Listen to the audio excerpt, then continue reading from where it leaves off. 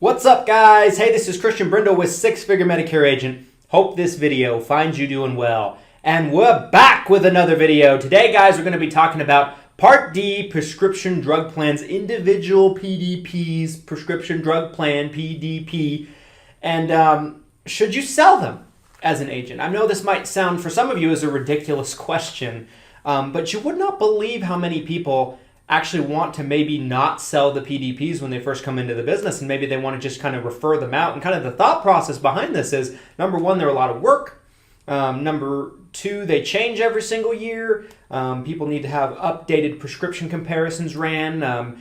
Probably the least attractive part of the Medicare market in selling Medicare is definitely the prescription drug coverage, with the tiers, the formularies, the coverage gap in the donut hole, and deductibles, all this fun stuff that's not fun whatsoever. So I completely understand the thought process behind it of maybe not doing Part D prescription drug plans, at least when you're on the outside looking in, maybe from a 10,000-foot view. But speaking from somebody who's been in the business for many years now, I thought I could give you a very unique perspective on why you want to sell Part D prescription drug plans, and why, if you don't, you're shooting yourself in the foot, and you're not doing yourself any favors. I don't care what anybody else has told you. They are wrong if they told you not to sell Part D prescription drug plans, and I'm going to go over why. I'm going to give you a very sound argument to it. We can disagree if maybe you don't sell them currently in your business. But we'll kind of jump right into that. Before we do so, though, guys, I got to talk about the sponsor of this video, which is Lead Heroes. Lead Heroes has got you covered when it comes to telemarketing leads, whether it be Medicare supplement leads, final expense leads, turning 65 leads. They just got something for everybody, guys. And just because you watch this video, they're going to give you 10% off any order you make on their website.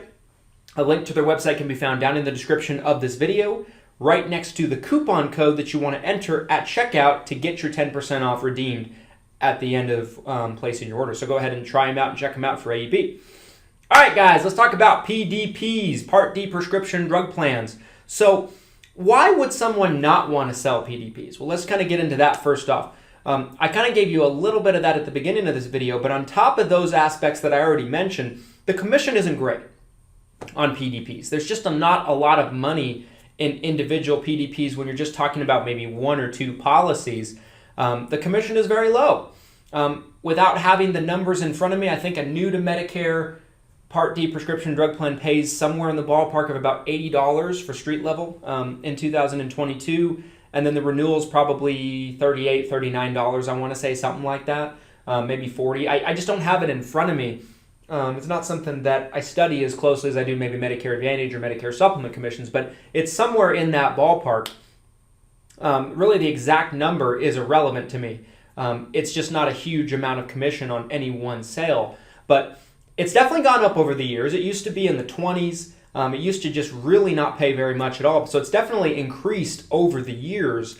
But I want to give you guys my argument as to why you should be selling them, why it's worth selling them, and why if you're not selling them, you're missing the boat. Some people want to come in and they want to, maybe watch a 10-year-old video on YouTube from someone that just might be maybe not in touch anymore, about how you should only sell Medicare supplements, you should never sell Medicare Advantage, you should never sell Part D, and I just don't believe that's realistic for a lot of new brokers that are coming into the business today, and I'll tell you why. All right, so let's talk about this first and foremost.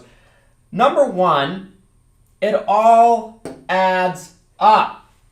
So a lot of Part D prescription drug plans, they're going to pay the commissions one of two ways when you're dealing with renewals. There I go dropping my marker.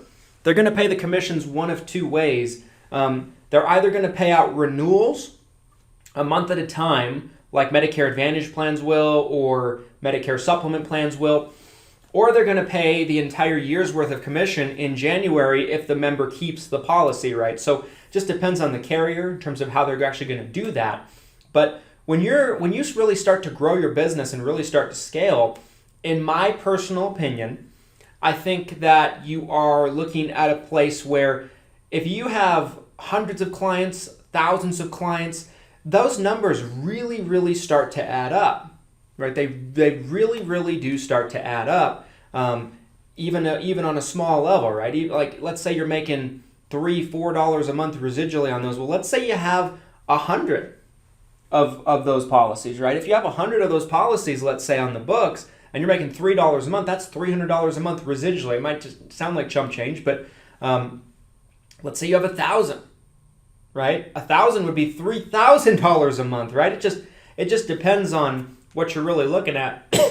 And so it all adds up, and it can be a nice form of extra income for your business. We actually get thousands of dollars every single year in January alone for Part D prescription drug plans, and then our renewals aren't too bad either, from doing them.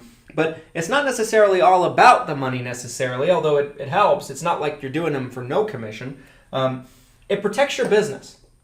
It protects your book of business. Let me explain. You might have heard in the past that the more policies you have in a house, the more likelihood you're going to have to keep that client or customer relationship solid for a longer period of time. So if you just go into a house and you sell, let's say, a Medicare supplement plan, but you don't sell them dental, you don't sell them Part D, you don't sell them a cancer plan or anything along those lines, you're probably at a higher risk of having another agent or someone else be able to come into that house after you and replace your business because they're willing to help that person out with their drug coverage. They're willing to help them out with other aspects, and they're not necessarily just a Medicare supplement specialist. They're a Medicare specialist. And there's a very big difference between that.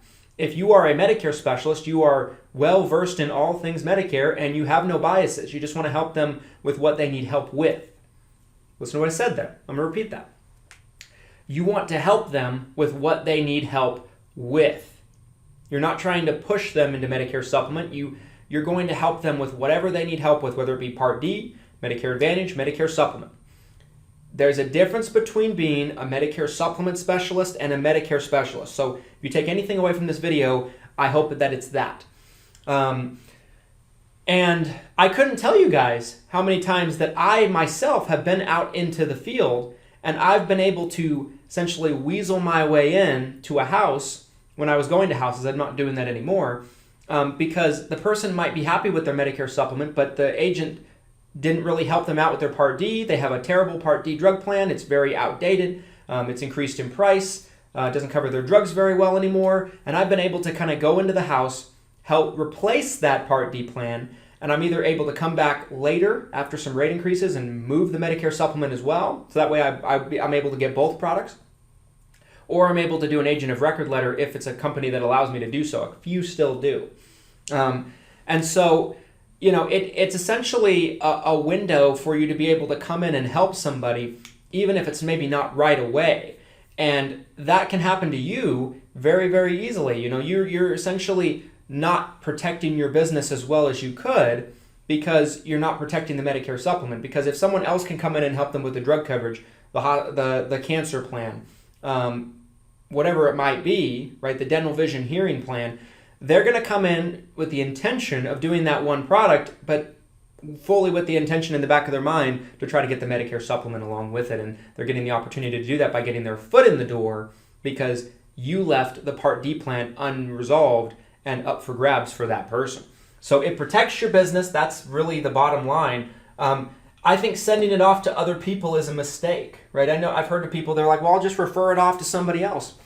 Well, number one, like I said, you're leaving thousands of dollars extra additional income in your business on the table is what you're doing. On top of that, what you're really going to be dealing with there is you don't know if you can trust that person, right? Like I don't like to refer my clients off unless I have to, especially if I'm referring it off to another Medicare agent, right? Like I understand referring your clients off to a PNC agent that doesn't do Medicare, or maybe a financial planner if you don't do financial planning services or don't do annuities or something like that. But if you're sending your clients off to another Medicare specialist, that's playing with fire, in my personal opinion. You could do the Medicare supplement, they could do the Part D, but maybe they like the Part D agent better, and it puts the Part D agent maybe in a difficult and uncomfortable and awkward position because they might want to move the Medicare supplement over to them, and who knows what will happen, right? I mean, not saying that the person you're referring it off to has any malicious intentions or anything like that, or they're trying to screw you, but it just gets things a little convoluted, right? So in my opinion, guys, you're best off selling Part D prescription drug plans. It's worth taking the AHIP. It is worth doing the certifications for. And if you're not, you're either leaving money on the table, or you're leaving your book of business vulnerable to have other people come in and take them. It won't make or break your business either way, but I think you're better off selling the Part D. Anyway, guys, if you enjoyed this video and if you found it helpful, please do me a favor. Drop a like on this video. It helps so much with the YouTube algorithm. I really, really appreciate it. And make sure to comment down below your thoughts. Do you sell Part D? Do you not? Why or why not? I'd love to have a dialogue with you about it. Reasonable minds can differ. Make sure to hit the subscribe button if you enjoyed this video and you enjoy our content. Hit the notification bell so you're notified when we upload. We put up videos weekly for you for no charge, for free. We try to actually put very actionable and helpful content out there that you're going to need to use and see. And thanks so much for taking the time out of your day to watch this. I hope you found it helpful again. Here's to your success and your abundance. Thanks, guys.